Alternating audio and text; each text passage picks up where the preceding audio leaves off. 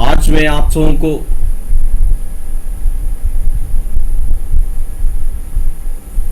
छठ व्रत के बारे में एक लंबी कथा कह रहा हूं। छठ व्रत जो है वह आदिकाल से चला आ रहा है और झारखंड, बिहार, उत्तर प्रदेश का एक बहुत ही महत्वपूर्ण त्योहार है छठ। बहुत ही महत्वपूर्ण व्रत है छठ। इस छठ के करने से सभी तरह की कामनाओं की सिद्धि हो जाया करती है। यह छठ व्रत जो है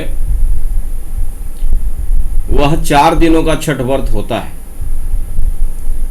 और 4 दिनों के छठ व्रत में चतुर्थी को कार्तिक मास के शुक्ल पक्ष की चतुर्थी तिथि दीपावली के 5वें दिन, याद रखें, यह प्रारंभ होती है नहाय खाई से। तो नहाय खाई से प्रारंभ कैसे होती है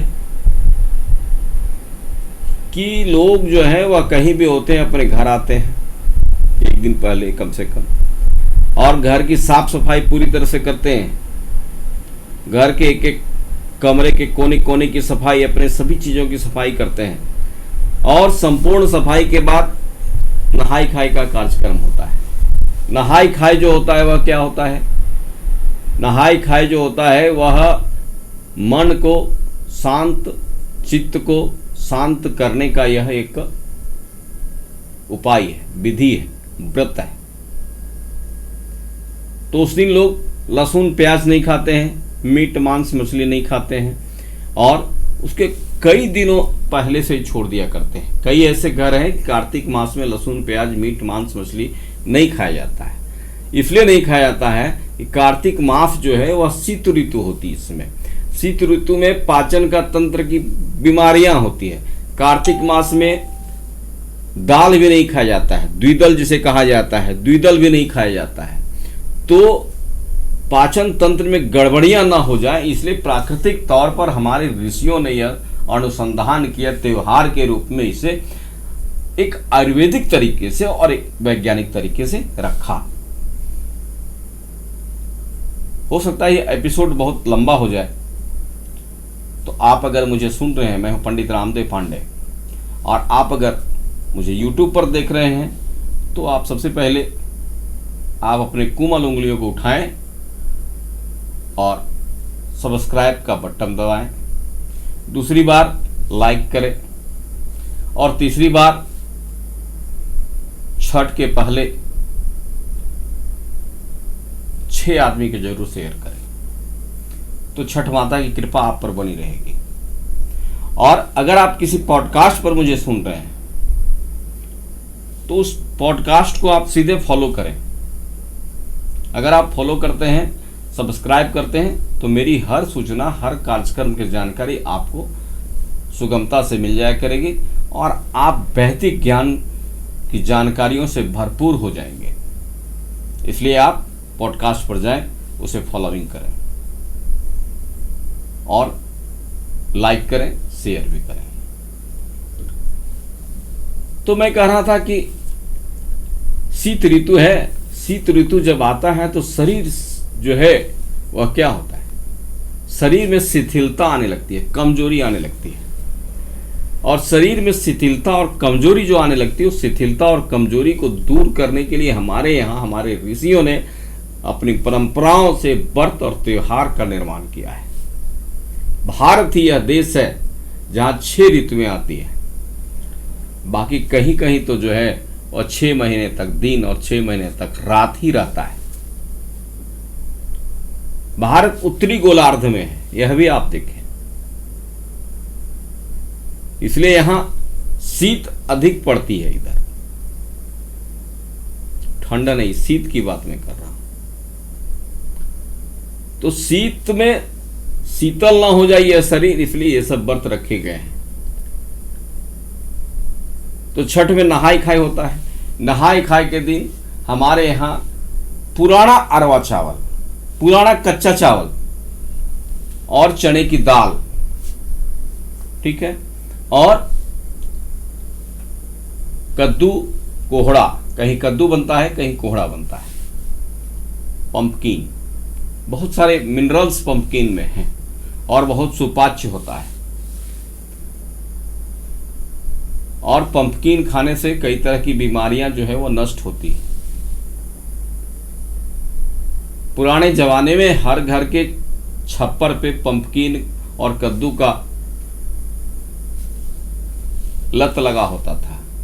कद्दू, केला, पुदीना ये हर घर में होता था पुराने जमाने में।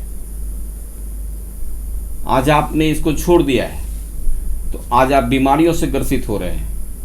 आज घर में ऐसे ऐसे फ्लावर लगाए जा रहे हैं, मनी प्लांट और अन्य प्लांट, रबर प्लांट, जो आपके स्वास्थ्य के लिए स्वास्थ्यवर्धक नहीं है। आपको घर में तुलसी का प्लांट लगाना है, आपको घर में निर्गुंडी का प्लांट लगाना है, आपको घर में केले का प्लांट लगाना है, आपको घर में पीपल का बोनसाई लगाना है। आपके संस्कार को समाप्त किया जा रहा है सिंगारिक पौधे से। जहां तुलसी होगा वहां कोई बैक्टीरिया नहीं आता है। आपके घर में तुलसी एक भी नहीं लगा होगा, लेकिन सिंगारिक पौधे हो तो हजारों होंगे आपके यहाँ, और कहेंगे कि हमें ईश्वर की कृपा प्राप्त नहीं होती है। कैसे ईश्वर की कृपा प्राप्त होगी आपको? ईश्वर का प्रिय पौधा जो है, त्वस्यामृत जन्मासी सदा तम केशवम प्रियम, तुलसी तुम इतनी प्रिय है कि तुम सदैव हमारे मस्तक पर विराजमान रहेगी। तो तुलसी जगह पे आपने तो मनी प्लांट लगा रखा है। जो मनी प्लांट का पत्ता कहीं नहीं चढ़ता है ना, वो सब्जी में काम आता है। आपको कितना मूर्ख बनाया जा रहा है। पढ़े लिखे तो बहुत हैं आप सब। अपने घर में जो है वह प्राचीन पौधे लगाइए, प्राचीन पौधे। जाइए इसी कार्तिक महीने में तुलसी विवाह के दिन तुलसी का पौधा लगाइए। आप जाएं, लत की आपको जरूरत है तो काली मिर्च की लत बाजार में मिलती है, काली मिर्च लगाएं, हरा भरा भी रहेगा और काली मिर्च खा भी सकते हैं। निर्गुंडी का पौधा लगाइए, जिसे सिंदुआर कहा जाता है। सिंदुआर का पौधा लगाइएगा और उसका अगर चाय पीजिएगा तो शरीर के सारे दर्द, सारे ब्लॉकेज खोल दिए जाएंगे। मैं अपने अनुभव के साथ कहता हूं। तो हमारे यहाँ जितनी चीजें हैं वो परंपरा से, वह वैज्ञानिक चीजें हैं और हमारे जीवन शैली से जुड़ी हुई चीजें हैं। तो छठ में क्या होता है? छठ में होता है यह कि नहाए खाए के दिन हम लोग कच्चा चावल, अरवा चावल जिसे आप कहते हैं, चने की दाल और कद्दू, पंपकिन, कोहड़ा की सब्जी बनती है। और यह भोग लगाया जाता है भगवान सूर्य को। और भगवान सूर्य को भोग लगा करके फिर जो प्रवृत्ति होती है वह अपने खाती है। और वह प्रसाद पूरे परिवार में, पूरे गांव में बांटा जाता है। उस दिन का नाम ही है कद्दू भात।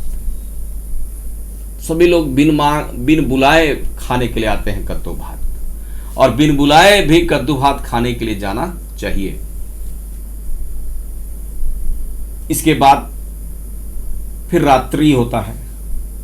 रात्रि में कुछ भोजन बनता है, अरवा ही भोजन बनता है या रोटी बनता है।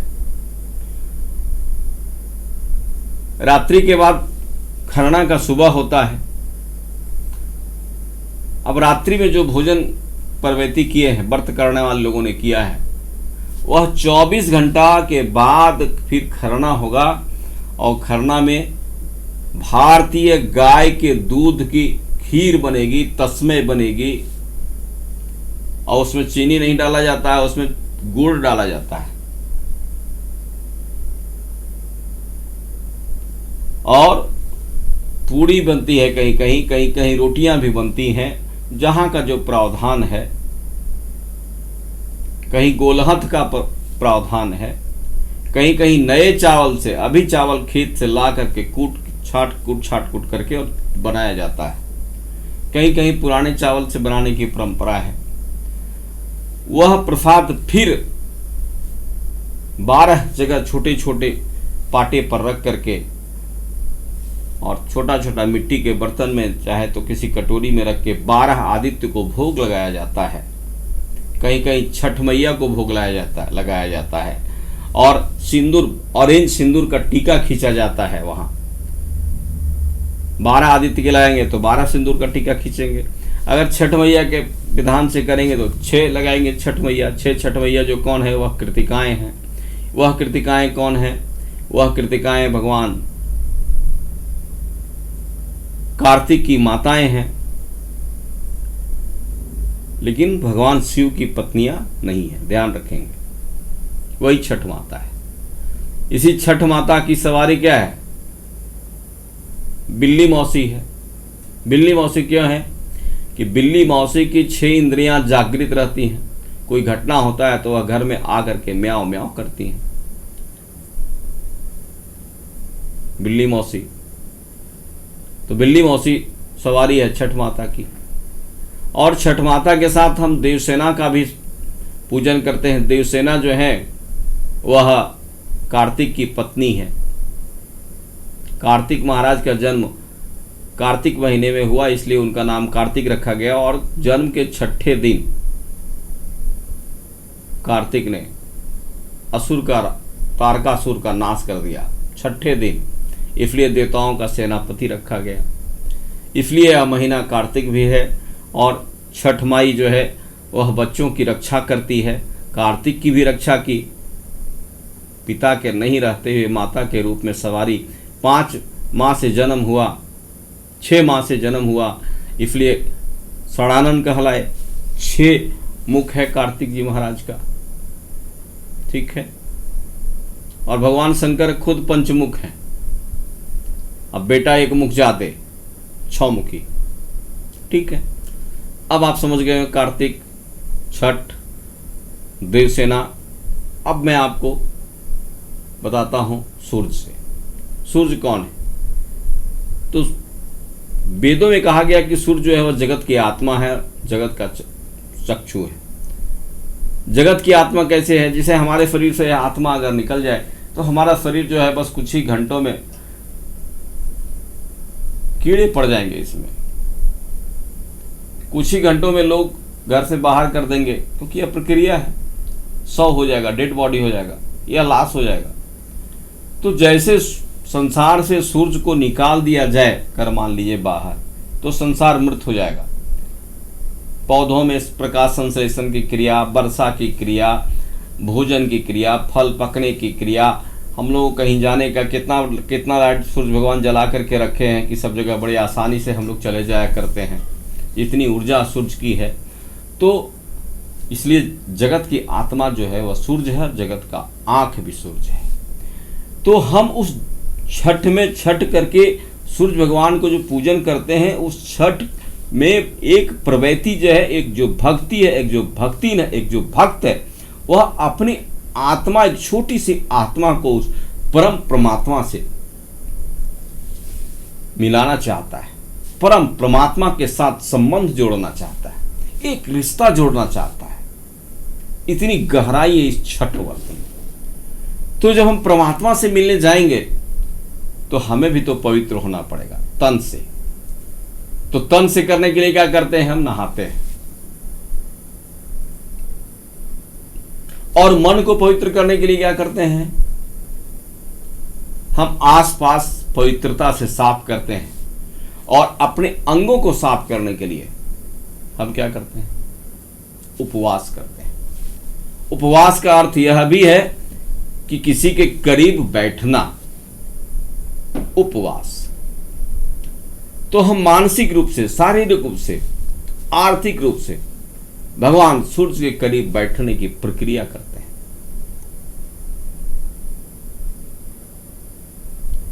क्योंकि एक आत्मा, छोटी आत्मा को एक अंतरात्मा, एक परमात्मा से मिलन कराना है। तो इसके लिए कोड ऑफ कंडक्ट तो होना चाहिए ना। कोड ऑफ कंडक्ट तो सब जगह लागू है। एक डॉक्टर साहब से मिलने के लिए आपको पर्ची देना पड़ेगा, उनके क्लर्क प्यून से मिलना पड़ेगा। तो हम तो भगवान से मिल रहे हैं। भगवान से मिलने के लिए हम ही को सब कुछ पवित्र करना है। बीच में कोई नहीं है, वहाँ भक्त और भगवान के बीच में कोई खाली जगह है, बस हमें पवित्रता से मिलना है। तो उस सूर्य की आराधना जो है हम करते आ रहे हैं, और साल में 2 बार सूर्य की आराधना करते हैं। एक बार सूर्य की आराधना जो है वह दक्षिणायन में, देवताओं का रात जो है वह दक्षिणायन है और देवताओं का दिन जो है वह उत्तरायण है। तो दक्षिणायन में जो है कार्तिक माह पड़ता है, कार्तिक का छठ होता है, और उत्तरायण में चैत माह पड़ता है, तो चैत का छठ होता है। 2 छठ हुआ देवताओं के दिन और रात में। तो इस तरह से हम लोग जो है वह भगवान सूर्य की पूजा छठ में करते हैं, और बड़ी पवित्रता से करते हैं, करनी चाहिए और किया जाता है, और करते रहिएगा। आपसे मेरा अनुनय विनय है। हाँ, और आप सदैव मेरे चैनल को देखते भी रहिएगा, सुनते भी रहिएगा और शेयर करिएगा। जब भी मेरा चैनल देखिए तो कम से कम 6 आदमी को छठ माई के नाम पर शेयर करते रहिएगा। हाँ, और पॉडकास्ट में तो फॉलो भी करते रहें। तो ऐसे जो है वह सूर्य की उपासना की जाती है।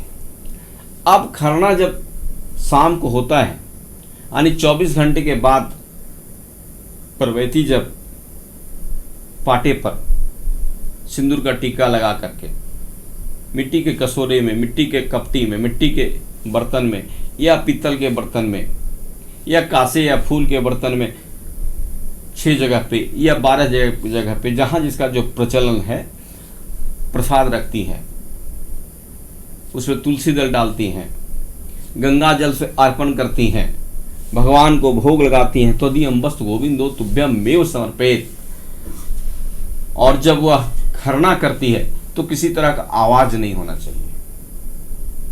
खरना के समय किसी भी तरह के पटाखे की आवाज, ढोल की आवाज, डमरू की आवाज, डिस्को या जो कुछ भी आजकल गाजे बाजे आते हैं, उनकी आवाज नहीं होनी चाहिए। यह परंपरा है। इसके बाद जो खीर बनाई जाती है, प्रसाद, वो चावल का एक एक कण चुना जाता है कि उसमें कोई कंकड़, मिट्टी, पत्थर नहीं मिले। अगर वह मिल गया तो भी परवैती प्रसाद ग्रहण नहीं करती है। आप समझे कि अब 24 घंटा से वह उपवास है, और अगर वो ठीक से प्रसाद नहीं ग्रहण कर पाई तो अगले फिर रात के 12 घंटे, दिन के 12 घंटे, रात के 12 घंटे, 12, 12, 24, 12, 36 घंटा फिर जो है पारण के बाद ही उस परवैती को पारण करने का अवसर मिलेगा। इसलिए विशेष ख्याल जो है वह सबों को रखना चाहिए खरना के संध्या बेला में, रात्रि बेला में, कि डीजे वगैरह नहीं बजाएं, शोरगुल नहीं करें, पटाखे नहीं छोड़ें, शांति पूर्वक रहें। अब परवैती जब कर लेती है खरना तो वह भोग सभी को दिया जाता है, और सबों को चाहिए कि घर घर जाकर मांग मांग कर वह प्रसाद, सूर्य के लिए लगा हुआ प्रसाद मांग करके खानी चाहिए।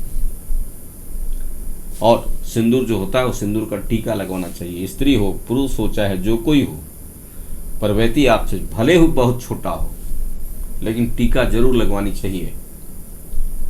और परवैती को प्रणाम करना चाहिए। अगर बड़े लोग हैं तो हाथ जोड़ करके ऐसा कर ले। मैं भारतीय परंपरागत तरीकों को आपके सामने रख रहा हूं। हो सकता है कि मेरा वीडियो बहुत लंबा हो, आपको उदासीनता लगता हो, लेकिन ये आपके लिए, आपकी जानकारी है इसमें। अब पारण के बाद सुबह होता है, सुबह के बाद फिर शाम होता है, और डूबते हुए सूरज को हम लोग अर्घ देते हैं। डूबते हुए सूरज सितारा को कोई पूछता नहीं है, कि दुनिया के किसी धर्म या पंथ में नहीं पूछता है, केवल सनातन को छोड़कर। क्यों? क्योंकि वह सूर्य जो मुझे जीवन दिया है पिछले समय में, मैं उसके लिए कृतज्ञ हूं। हे ईश्वर, आपने जो दिया मैं उसके लिए कृतज्ञ हूं। उसके लिए मैं आपको बाय बाय कह रहा हूं। जी, अस्ताचलगामी सूर्य को हम लोग दूध का अर्घ देते हैं, लेकिन जब आप दूध का अर्घ दे रहे हो तो तांबे के लोटे से कभी भी सूर्य को अर्घ नहीं देना चाहिए। अर्घ दे दूध का तो पित्तल का होना चाहिए, फूल का होना चाहिए, कांसे का होना चाहिए, चांदी का होना चाहिए। तांबा का लोटा से सूर्य को अर्घ कदापि आप न दें। तांबा भगवान सूर्य को प्रिय है। सूर्य का प्रिय धातु तांबा है, परंतु तांबे के साथ दूध का, घी का, दही का या दुग्ध से बने हुए किसी भी पदार्थ का संपर्क नहीं होना चाहिए। उससे ऑक्साइड बनता है और वह जहर हो जाया करता है।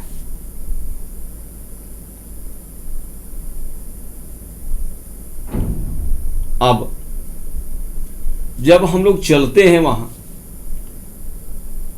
तो डलिया सजता है, सूप सजता है, दौरा सजता है, तो रास्ते में सभी लोग अपने घर के आसपास, घर से लेकर के तालाब तक की सफाई की जाती है।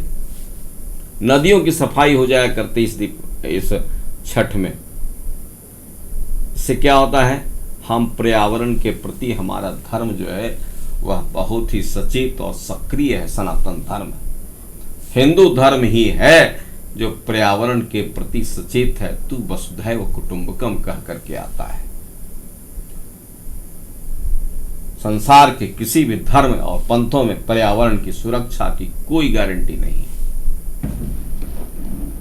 और जिस धर्म और कथित पंथ में अगर पर्यावरण की सुरक्षा की गारंटी नहीं है तो वह धर्म नहीं हो सकता है, वह पंथ भी नहीं हो सकता है, वह कबीलाई विचार हो सकते हैं। इसलिए जल की सफाई होती है, रास्ते की सफाई होती है, तालाब की सफाई होती है, नदी की सफाई होती है, नदी नाले की सफाई होती है, क्योंकि बरसात के बाद निकला हुआ समय होता है और आने वाला शीतकाल रोग युक्त होता है। इसलिए रोग मुक्त होने के लिए सभी तरह की सफाई हमें की जाती है। कब? तो छठ में। इसलिए छठ जो है वह हमारे यहाँ की आवश्यक परंपरा और व्रत है। छठ, इसमें बांस की डलिया होती, कांच ही बांस के बहंगिया। क्यों कांच के बांस की बहंगी होती है? कांच के बांस का सूप होता है, बांस का जो है वह डलिया होता है।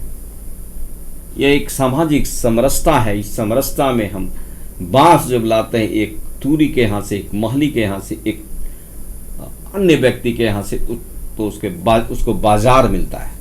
वह कई महीनों से सूप, डलिया और बांस की तैयारी करता है और बेचता है। कब? छठ में। कई महीनों से वह झाड़ू बना करके रखता है और बेचता है। कब? तो धनतेरस में। हमारे यहाँ की एक आवश्यक परंपरा है सनातन हिंदू धर्म में कि बांस का ही ये सामग्री होना चाहिए। विवाह में भी यह परंपरा है। यह एक सामाजिक समरसता की परंपरा है। उसके बाद हम लोग क्या करते हैं, मिट्टी लेते हैं, मिट्टी का दिया बनाते हैं। वह दिया कुम्हार के घर से आता है, कुम्हार के चाक से बन के आता है। उस कुम्हार को रोजगार दीपावली मिलता है, छठ मिलता है, विवाह में मिलता है। सनातन हिंदू समरसता है इसके अंदर।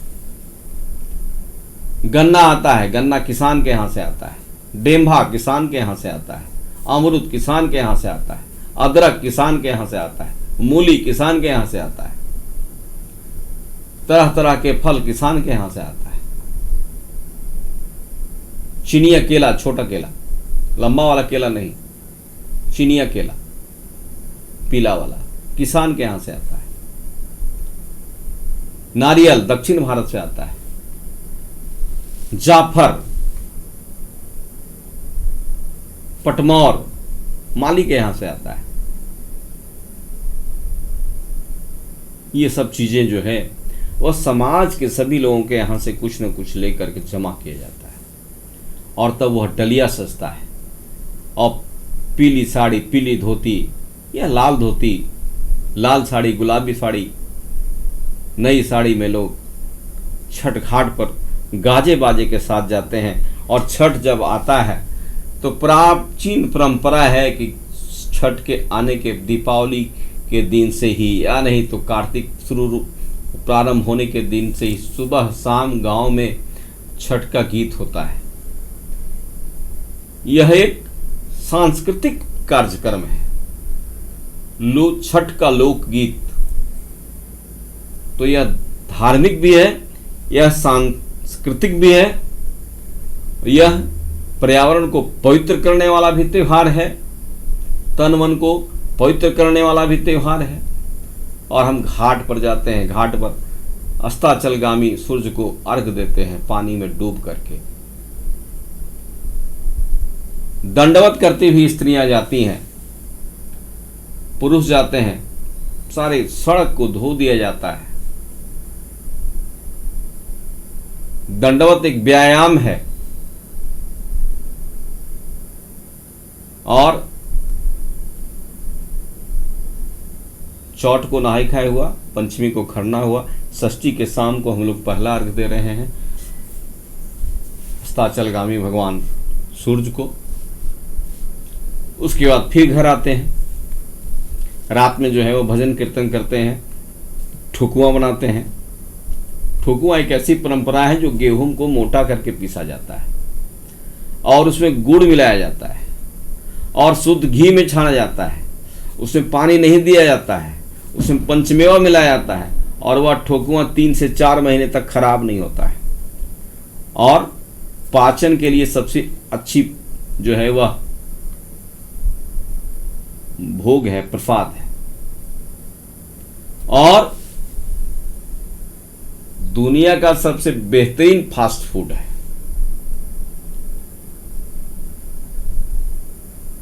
सबसे बेहतरीन फास्ट फूड है ठोकुआ। विशेष बनाने की परंपरा है छठ में। डेम्भा, बड़ा नींबू जो होता है, लोग उसे फेंक देते हैं। उस नींबू के जूस पीने से पेट का पथरी समाप्त हो जाता है। उस नींबू का जूस पीने से ब्रिज और बल बढ़ता है, पुरुषत्व बढ़ता है। उस नींबू के जूस को पीने से पागलपन दूर होता है। हमारे यहाँ सभी चीज जो है जो चढ़ाए जाते हैं वह सभी मेडिकेटेड है, सभी रेमेडीज वेजिटेबल्स और फ्रूट्स हैं। अब घाट से जब लौटते हैं हम लोग तो फिर ब्रह्म मुहूर्त में जा करके परवैती या जो कोई हो अपनी याचना करता है भगवान सूर्य से। 4 पहर राती जल थल सेवलु चरण तोहार छठ मैया प्रात दर्शन देहु। परंपरा अब समाप्त हो रही है, लेकिन परंपरा को समझिए। 3 बजे रात से ब्रह्म मुहूर्त प्रारंभ हो जाता है और 3 बजे रात के बाद जो परवैती होते हैं वे आसपास के सुरक्षित तालाब में, नदी में जाकर कमर भर, इतना नहीं डूबना चाहिए, कमर भर डूबनी चाहिए। फेफड़ा को नहीं डूबना चाहिए, ध्यान रखें। नाभि से नीचे फेफड़ा को डुबाएंगे तो बीमार हो जाएंगे। नाभि से नीचे जल में खड़ा होकर के हाथ जोड़ करके और सूर्य की आराधना करते हैं, जो करते हैं अपने मन से। और सूर्य की आराधना करते हैं कब तक? जब तक भगवान सूर्य उदय नहीं हो जाते। जो व्रत नहीं करते हैं वे भी इस तरह से करते हैं। मैं भी अपने जीवन में किया हूं, मैं भी करता हूं।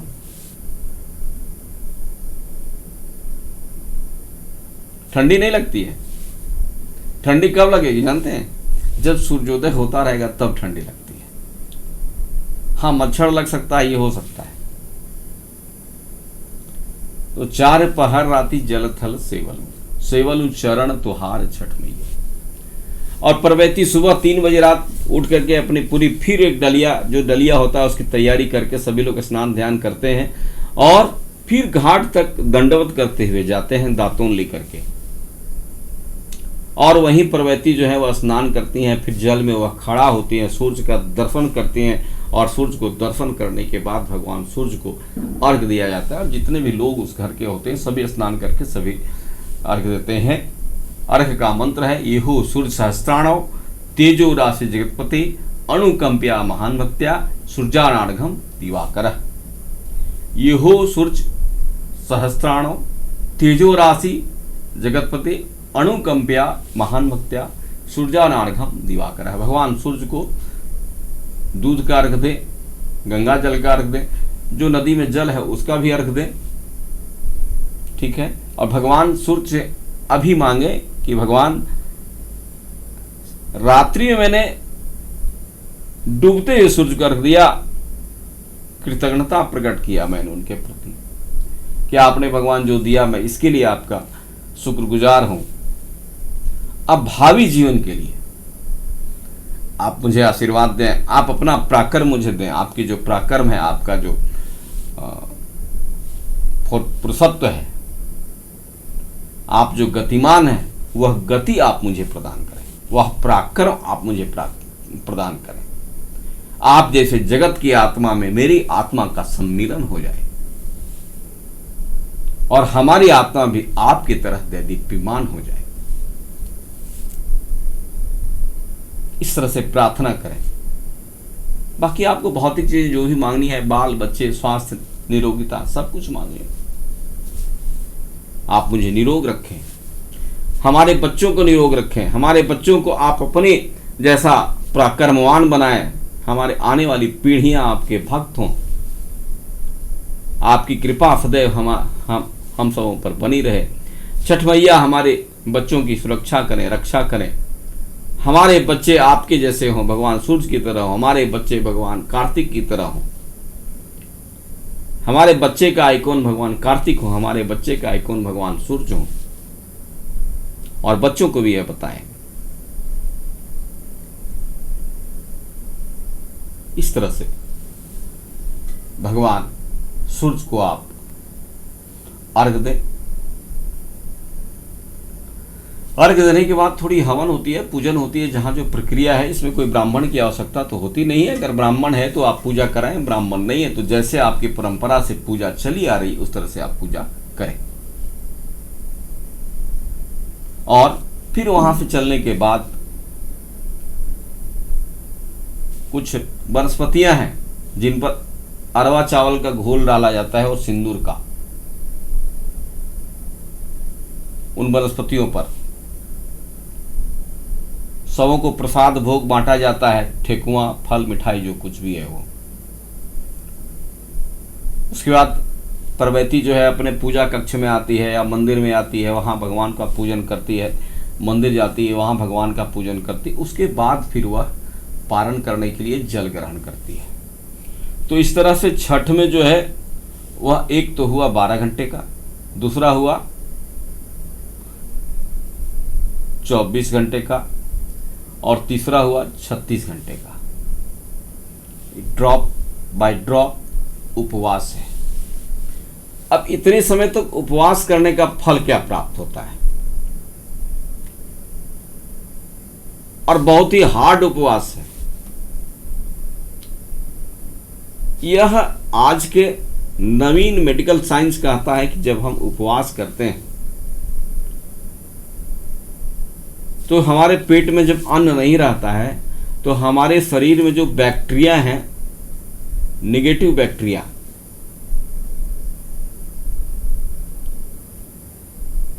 वे हमारे शरीर के टॉक्सिन को खाने लगते हैं।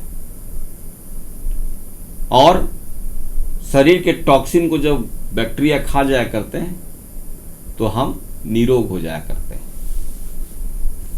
यह मेडिकल साइंस कहता है। इसी बात को हमारे पूर्वजों ने, हमारे परंपरा के अनुसार हमारे ऋषियों ने, हमारे बाप दादाओं ने इसको व्रत के रूप में एक समाहित कर दिया। और इस तरह से व्रत का कर्म जो है वो यहां तक पहुंचता है।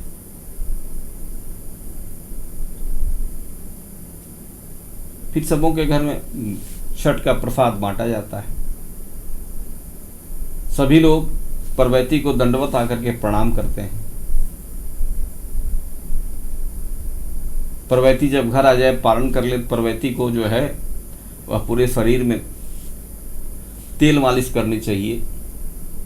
जो भी आपके यहाँ जो तेल हो, अच्छी तेल, उन्हें काफ़ी सहयोग करना चाहिए, मदद करना चाहिए, क्योंकि गला जो है वह 3 दिन के उपवास का गला सूख जाया करता है।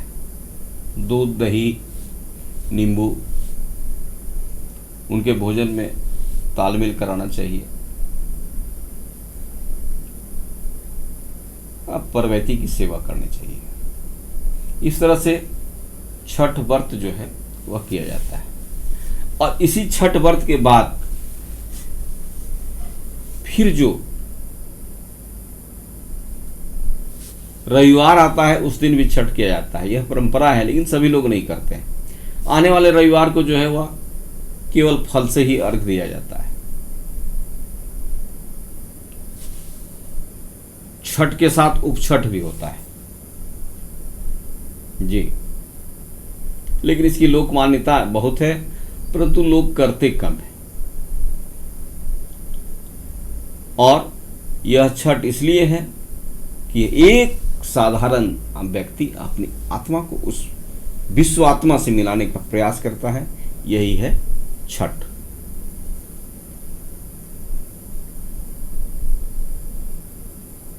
अब आगे हम कहेंगे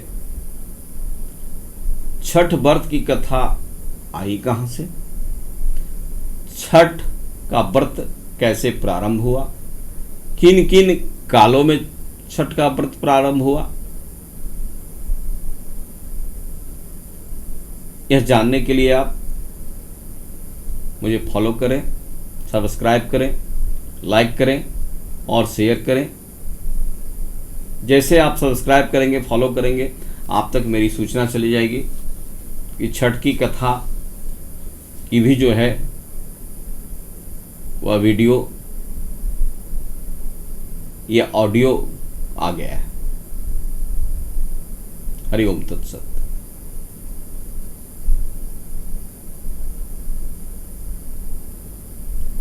अब मैं आपको छठ के व्रत के बारे में तो बता चुका, छठ की कथा कहां से छठ आई। प्राचीन काल की कथा है, भागवत की यह कथा है। भागवत की कथा के अनुसार सूर्यवंशी राजा जजाति थे। जजाति की अनेक पत्नियां थीं, लेकिन जजाति को एक पुत्री थी अनेक पत्नियों में। उसका नाम था सुकन्या। सुकन्या अपने सहेलियों के साथ टहलने के लिए जाती हैं, और जब जाती हैं तो वह क्या देखती हैं कि केवल 2 बिंदुएं जो हैं वह चमक रही हैं, बाकी पूरे जो है वह मिट्टी से भरा हुआ है। एक बालिका थी, 17-18 साल की एक बालिका, बाल सुलभ चंचलता। वह एक लकड़ी का तिनका उठाती है और दोनों आंख में डाल देती है। जैसे दोनों आंख में डालती है, दोनों आंख फूट जाते हैं। वह एक व्यक्ति बैठे हुए थे जिनका नाम च्यवन था, जो गौतम ऋषि के कुल में हुए थे, अहिल्या और गौतम के कुल में हुए थे। लेकिन ऋषि ने कोई श्राप नहीं दिया, तपस्या में लीन है, पूरी मिट्टी लगी हुई है शरीर में। राजा को जब यह जानकारी हुई, सरयाती को, तो सरयाती ऋषि के पास आए, ऋषि को उठाया, ध्यान से नहलाया धुलाया और अपनी पुत्री, एकमात्र पुत्री सुकन्या को यह दंड दिया कि तुमने इस व्यक्ति की आंख फोड़ा है, इसलिए तुम्हें इस व्यक्ति की सेवा करने के लिए ही यहां रहना होगा। अगर तुम चाहो और अगर यह ऋषि चाहें तो तुम और यह ऋषि पति पत्नी हो सकते हो, और अगर दोनों न चाहो तो न हो सकते हो, परंतु सेवा तुझे ही करनी पड़ेगी। यह भारतीय धर्म परंपरा का शासन व्यवस्था है। यह सत्य की व्यवस्था है। यह भारतीय शासन का दर्शन है। यह कथा और सुकन्या ने स्वीकार कर लिया। सुकन्या 200 साल वृद्ध, ऋषि आंख भी नहीं है, सूरदास हो गए, उनकी सेवा करने लगी, और खुद 18 साल की बच्ची और 200 साल का वृद्ध व्यक्ति।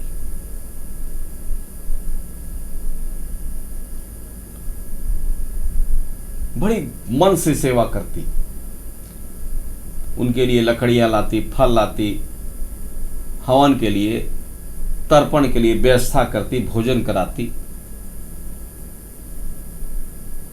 और बरसों करती रही। जब बरसों करती रही है इस तरह से, तो सूर्यवंशी कुल की बेटी थी। भगवान सूर्य बड़ा प्रसन्न हुए। उन्होंने देखा कि मेरी कुल की कन्या जो है एक ऋषि की सेवा कर रही है, और सेवा भाव से कर रही है, पति भाव से नहीं। और सेवा भाव से करते करते इसे ऋषि से मोह हो गया है। लेकिन ऋषि जो है इस कन्या को पत्नी रूप में स्वीकार भी नहीं करना चाहता है, कि एज डिफरेंस है।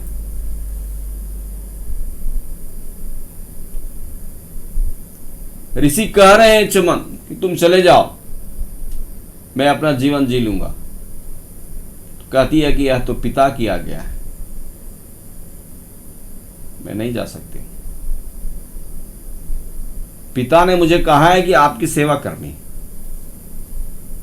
बाकी सारे शर्त आपके ऊपर है और मेरे ऊपर है।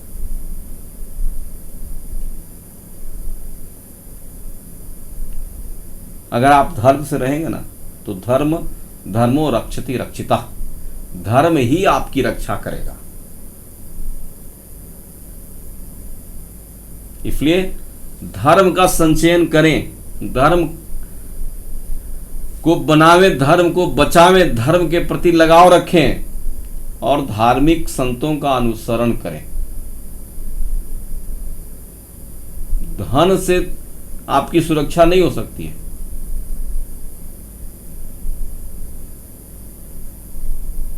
मेरे बहुत सारे ऐसे मित्र हैं। एक मित्र हाल ही में सिंदरी कॉलेज में थे, प्रॉब्लम आया इसी साल, 50 लाख रुपया खर्च हुआ और नहीं बचे।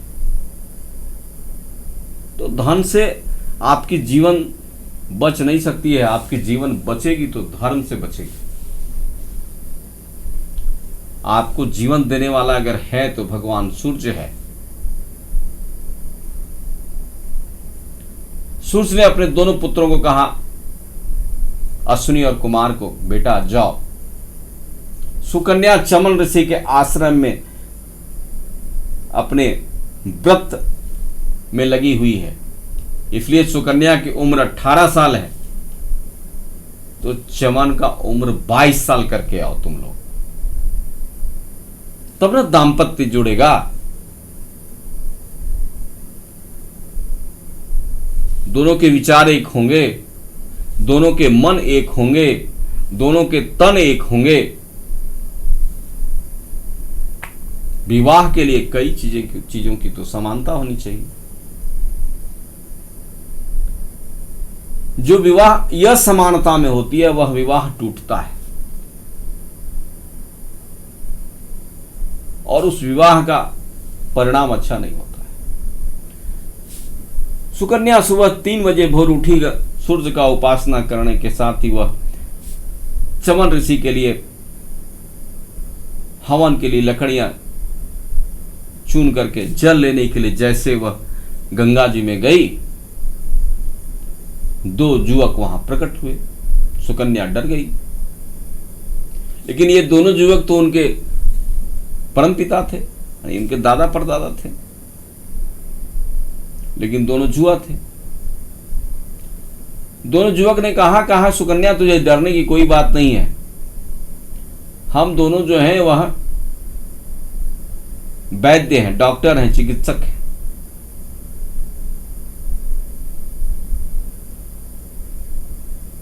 हम दोनों चवन से मिलने आए हैं, चलो चवन के पास। दोनों चवन ऋषि के पास आए, चवन से हालचाल पूछा। चवन को बताया कि महाराज भगवान सूर्य ने मुझे भेजा है, मैं सूर्य का पुत्र हूं, अश्विनी और कुमार 2 भाई, दोनों जुड़वा थे, दोनों ट्विन थे, और आज हम लोग एक साथ गंगा में डुबकी लगाते हैं। वह दिन जो था वह छठ का ही दिन था। षष्ठी तिथि गुजर चुकी थी, सप्तमी तिथि आने वाली थी, जिस दिन पारण होता है। और चवन का आश्रम कहां है? तो चवन का आश्रम जो है वह चौसा। चौसा कहां है? तो बिहार में बक्सर जिले का एक ब्लॉक है चौसा, वही चवन से चौसा हो गया। अब आप कहेंगे कि आप तो बस यूं ही कहते जा रहे हैं। तो वाल्मीकि रामायण अगर आप पढ़ेंगे तो वाल्मीकि रामायण में बक्सर से जैसे विश्वामित्र जी राम और लक्ष्मण को लेकर के जनकपुर की तरफ चलते हैं, अहिल्या आश्रम की तरफ चलते हैं, तो रास्ते में कहते हैं कि देखो राम, यही चवन का आश्रम है, ऋषि चवन का आश्रम यही है। ये वाल्मीकि रामायण कहता है, मैं नहीं कह रहा हूं, और ये रिसर्च है मेरा कि सुकन्या ने चौसा में ही पहली बार सूर्य षष्ठी व्रत को किया। जहां आश्रम होगा वही ना होगा। और चौसा का यह जो है वह प्राचीन इतिहास है, चौसा का आधुनिक इतिहास भी है।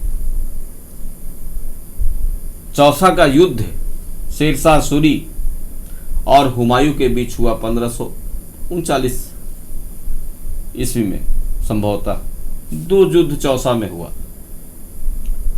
और यह जो युद्ध हुआ वह भारत के इतिहास को बदल करके रख दिया।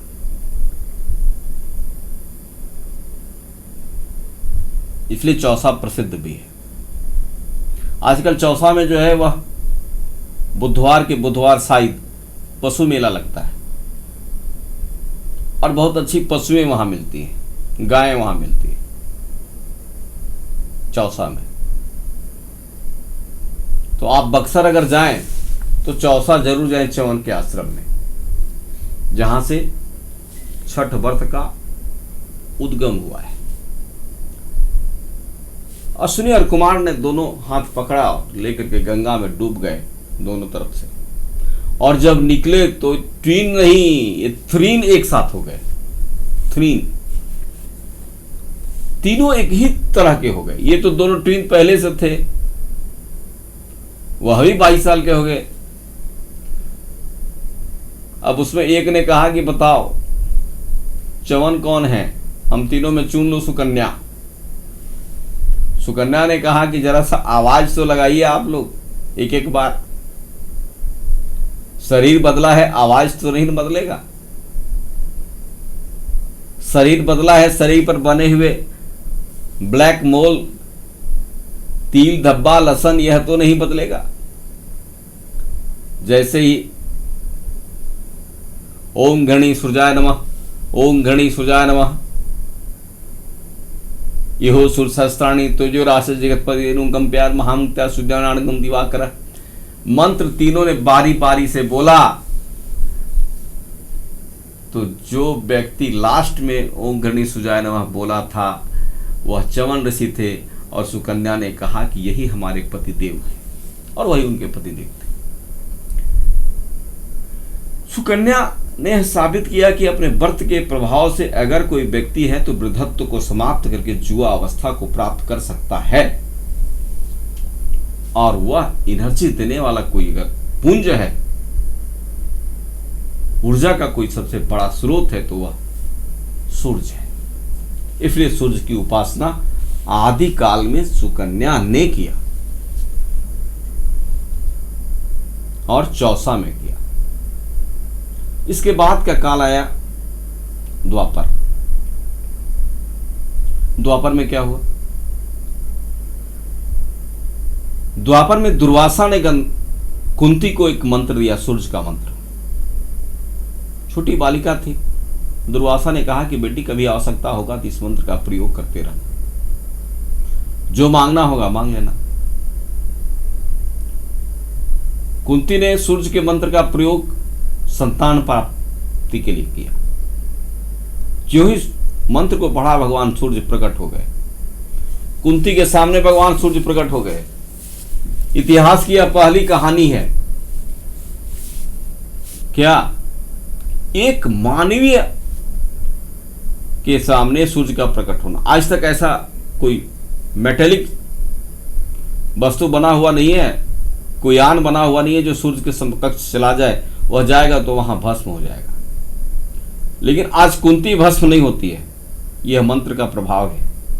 यह भारतीयों की गरिमा है। यह जो है वह सनातन का विशाल वक्षस्थल है। सूर्य भगवान ने कुंती से कहा कि क्या चाहिए तुझे? कुंती ने कहा कि मुझे आपके जैसा पुत्र चाहिए।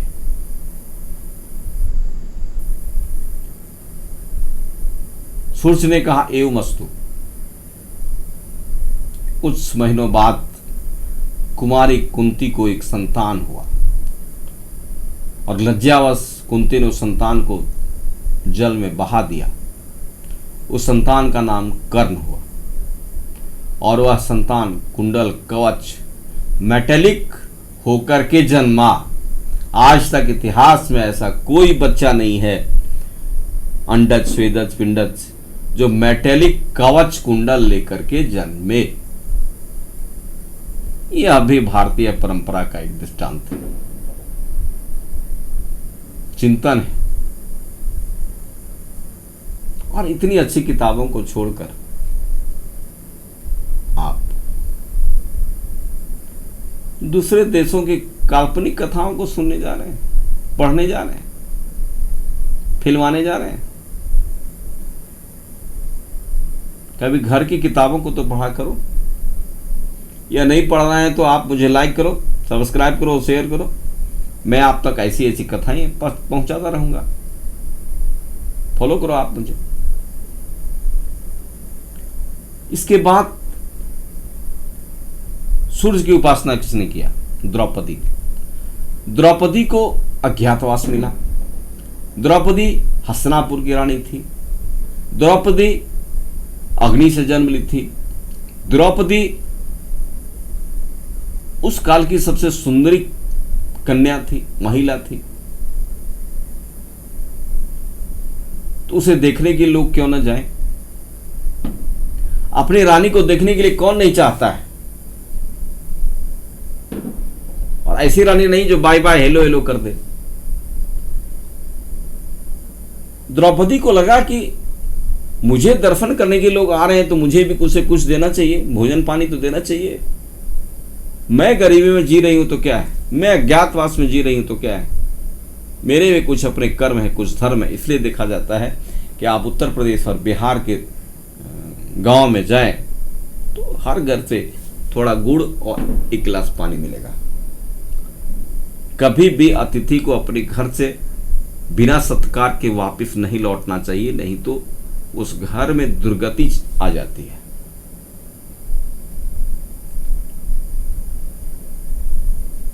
सत्कार होनी चाहिए।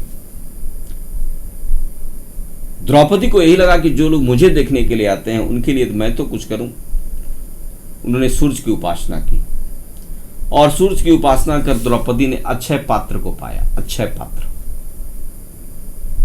Infinitive foods, pot, can. अब छोटा सा पॉट था, उस पोट में वो जो चाहती वो मिठाई निकल जाता, जो चाहती वो सब्जी निकल जाता, जो चाहती वह भाजी निकल जाता, जो चाहती वह पकवान निकल जाता, जो चाहती वह ड्राई फ्रूट निकल जाता, जो चाहती वो फास्ट फूड निकल जाता। भारतीय फास्ट फूड क्या क्या है? छठ में बनने वाला ठेकुआ भारतीय फास्ट फूड। तीज में भी बनता है, भारतीय फास्ट फूड है। चूड़ा भारतीय फास्ट फूड है।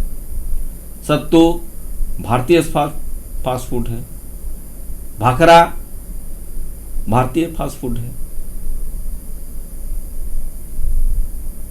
तो सभी चीजें उस अक्षय पात्र से निकलती और द्रौपदी सबों को उसी से भोजन कराती।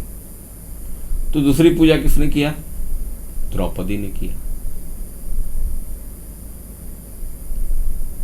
अब यह परंपरा जो है वहां से चली, क्योंकि द्रौपदी को सबसे ज्यादा भय था कि महाभारत का युद्ध होगा, हमारे पति हैं, हमारे पोते हैं, वे मारे जाएंगे।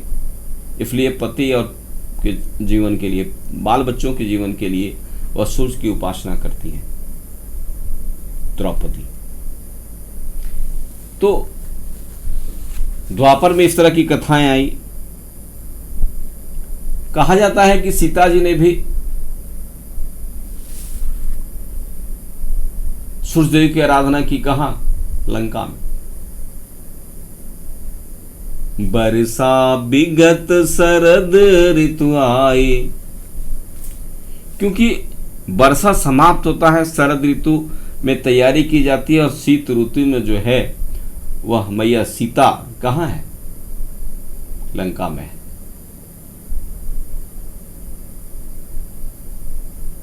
तो लंका में है, वह लंका में ही इस शीत ऋतु में सूर्य की आराधना करती है।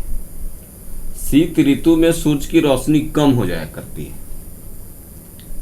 इसलिए शरीर भी कमजोर हो जाया करता है। इसलिए सूर्य की उपासना की जाती है। शीत ऋतु में विटामिन डी पृथ्वी पर कम आता है, जरा ध्यान देंगे आप। इसलिए सूर्य की उपासना की जाती है कि हमारे शरीर में विटामिन डी सूर्य के अलावा अन्य पूरक से प्राप्त हो। ठीक है। तो सीता जी ने भी भगवान सूर्य की आराधना की, क्योंकि वह सूर्यवंशीय बहुत ही। इसके बाद पुराणों में अगर हम देखें तो प्रियंवद थे, इन्होंने भी अपने संतान की प्राप्ति के लिए सूर्य की आराधना की। इस तरह से सूर्य की आराधना आदिकाल से वर्तमान समय तक चला आया। और मध्यकाल में मध्य भारत के बिहार, मध्य बिहार में कई ऐसे जो हैं वह सूर्य मंदिर बने। देव का सूर्य मंदिर औरंगाबाद जिले में, बिहार राज्य के औरंगाबाद जिले में नजदीक का स्टेशन जो है वह गया जी शहर है, और अनुग्रह नारायण नजदीक का रेलवे स्टेशन है। नजदीक का एयरपोर्ट पटना है, बनारस है और रांची है। आप विश्व के किसी भी भाग से हों, यहां आना चाहते हैं औरंगाबाद देव, तो एक बार देव में भगवान सूर्य का दर्शन जरूर करें। दोनों छठ में, देव में छठ इतनी होती है कि देव मंदिर के रेडियस के 4 किलोमीटर तक जो व्रत करने वाले होते हैं वे छठ में जमे हुए होते हैं। इसलिए वहां छठ में पूजा करना देव में आसान नहीं है। इसलिए मैंने कहा कि 4 किलो रेडियस में, और वहां कभी किसी की कोई पैरवी वैरवी भी नहीं चलती है।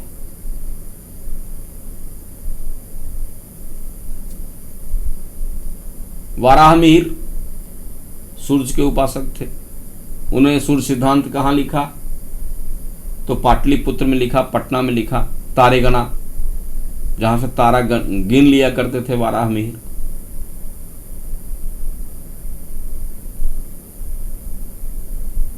बाहुभद्राचार्य पटना से ही थे, वाराहमिहिर के भाई रखते थे रिश्ते में।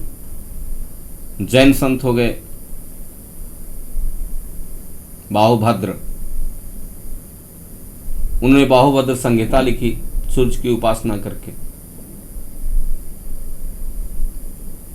एक अन्य कथा आती है कि महाराज श्री कृष्ण के पौत्र सांब को कुष्ठ रोग हो गया, ठीक नहीं हो रहा था। तो भगवान श्री कृष्ण क्या किए, जम्बू द्वीप छोड़ करके वह साकल्य द्वीप गए। जम्बू द्वीप का बॉर्डर जो है वह कंधार अफगानिस्तान है। आजकल का अफगानिस्तान जो है ना, हम लोगों की बड़ी मित्रता हो गई अफगानिस्तान से अभी, और होनी ही चाहिए। अगर सदैव मित्रता हम सबों की बनी रही अफगानिस्तान से, और अफगानिस्तान अगर अपने तीनों एयरबेस भारत को दे दे, तो पाकिस्तान का मटिया मेट हो जाएगा। तो उस अफगानिस्तान कंधार काबुल तक जो था वह हमारा जम्बू द्वीप था। जम्बू मतलब जामुन की तरह जो द्वीप होता है, आप आसमान से देखेंगे तो दिखेगा, अंतरिक्ष से, आसमान से नहीं, पूरे अंतरिक्ष से। हाँ, और उसके बाद जो कजाकिस्तान वगैरह का क्षेत्र जो है, रूस का जो रसिया का क्षेत्र है, वह भाग साकल्य द्वीप कहलाता है। रसिया आज भी हमारा मित्र है, रसिया आदि काल में भी हमारा मित्र था। जी, साकल्य द्वीप जो है वह रसिया का कुछ भाग है। वहां से साकल्य द्वीपीय ब्राह्मणों को श्री कृष्ण ने भारत लाया, और साकल्य द्वीप के जो ब्राह्मण थे वह सूर्य के उपासक थे। आज भी आपको अफगानिस्तान में छोटे मोटे एक दो परिवार मिल जाएंगे जरदुष्ट धर्म के, जो सूर्य की उपासना करते हैं, अग्नि की उपासना करते हैं। पारसी भी सूर्य की उपासना करते हैं। वे जब ब्राह्मण आए और यहां आकर के सांब का उपचार किया, आयुर्वेद की पद्धति से, तंत्र की पद्धति से, मंत्र की पद्धति से सांब का कुष्ठ रोग जो है वह समाप्त हो गया।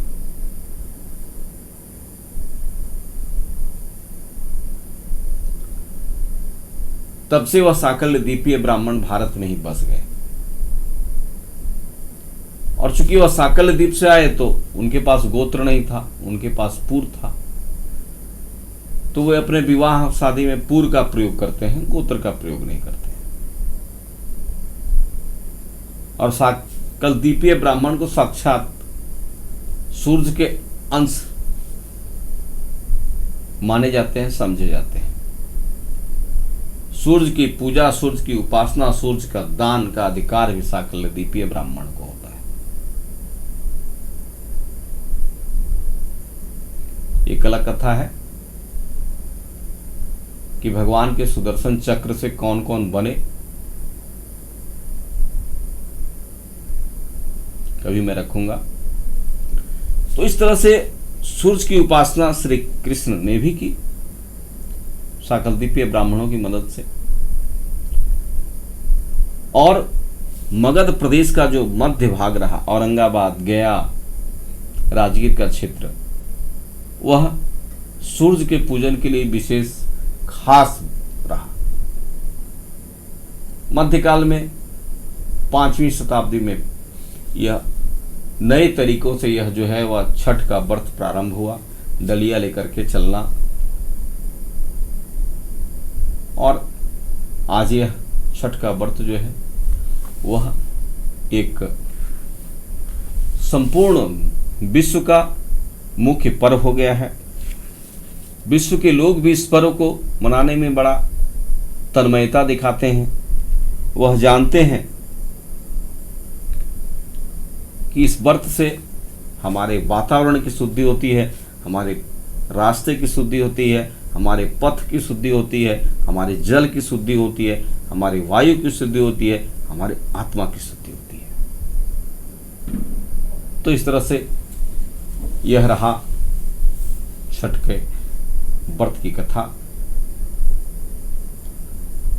आप सदैव निरोग रहें, स्वस्थ रहें, चिरायु रहें, दीर्घायु रहें, यह मेरी कामना आपसे, आपके लिए है, भगवान सूर्य से, छठ मैया से, मैया देवसेना से, कार्तिक जी महाराज से, जिनकी समृद्ध पूजा छठ में की जाती है, जो देव सूर्य पूजा के या छठ पूजा के देव और उपदेव हैं।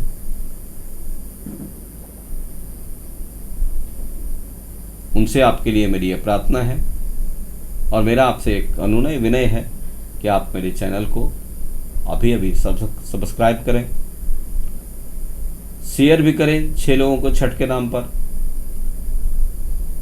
लाइक भी करें और मेरे पॉडकास्ट को सुन रहे हैं तो फॉलो करें। इस तरह की कथाएं आपको मैं सदैव देता रहूँगा। हरि ओम तत्सत, हरि ओम तत्सत, हरि ओम तत्सत।